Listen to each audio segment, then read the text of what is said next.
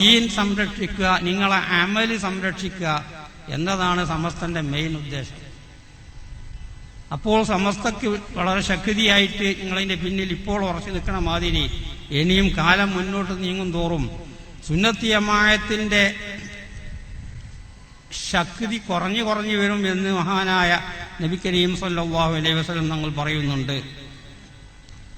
അപ്പൊ ആ കാലത്തിലൊക്കെ കൂടുതൽ ശക്തിയായി പ്രവർത്തിക്കണമെങ്കിൽ നമ്മൾ കൂടുതൽ ശക്തിപ്പെടുത്തണം. ആഖിർ സമാൻ അത് സുന്നത്തി ജമാഅത്തിന് വളക്കൂറുള്ള മണ്ണല്ല, സുന്നത്തി ജമാഅത്തിന് വലിയ ഒത്താശ കിട്ടുന്ന സമയമല്ല അത്. ഒമിൻ അശ്റാത്തി സാഅത്തി അൻ തുൻകറ സുന്ന വതുഖറൽ ബിദ്അ.